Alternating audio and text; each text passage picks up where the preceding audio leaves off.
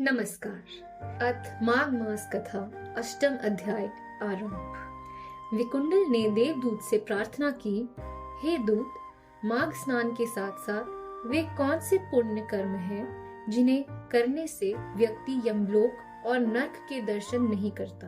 कृपा पूर्वक मुझे विस्तार से बताएं। यमदूत ने कहा, हे वैश्य पुत्र, तुमने बहुत अच्छा प्रश्न किया है। ध्यान देकर सुनो। वह मनुष्य जो तुलसी का पौधा श्रद्धा और प्रेम सहित लगाता है और उसकी सेवा करता है, वह सब पापों से मुक्त हो जाता है।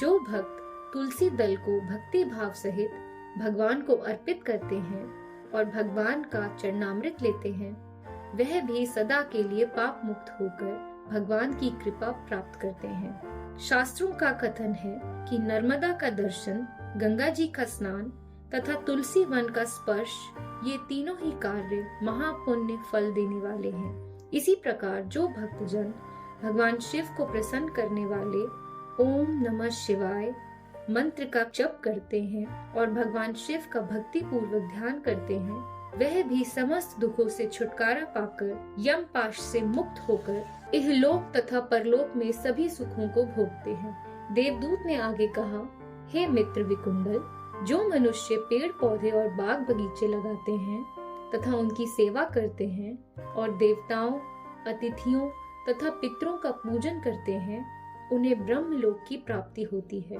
हे वैश्यवर, जो अतिथि मध्याह्न काल में अपने घर आए, वह चाहे मूर्ख हो, पतित हो, अज्ञानी हो अथवा वेद पाठी, विद्वान या पंडित हो, उसकी हेयता और श्रेष्ठता का भेद त्याग कर उसे ब्रह्म समान ही समझना चाहिए।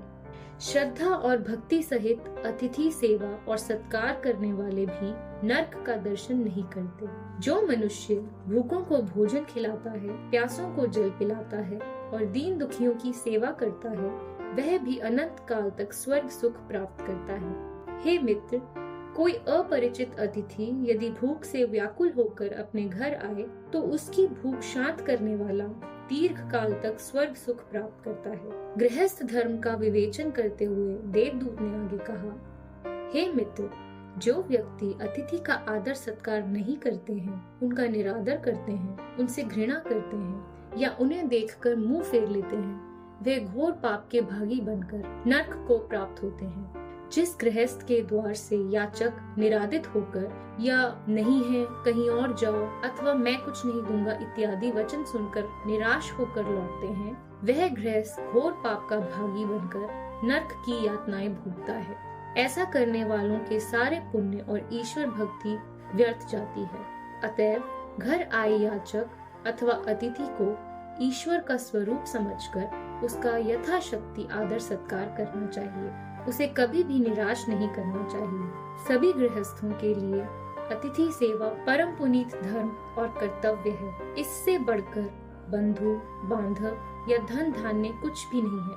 वैश्यराज, मेरा यह सत्य वचन है कि केवल अतिथि सेवा के पुण्य प्रताप के बल से ही अनेकों राजा, महाराजा, धर्मात्मा, ऋषि, महर्षि आदि चिरकाल से स्वर्ग में निवास कर रहे हैं और उनके पुण्य अब तक क्षीण नहीं हुए हैं। कर्ण, दधीचि तथा बलि इत्यादि अतिथि धर्म के सर्वोत्तम पालन करता हुए हैं। इनके पुण्य अभी तक अक्षय बने हुए हैं और वह अनंत काल तक स्वर्ग का भोग करते रहेंगे। इति श्री पद्म पुराणे माघ महात्म्ये अष्टमो अध्याय संपूर्ण। भगवान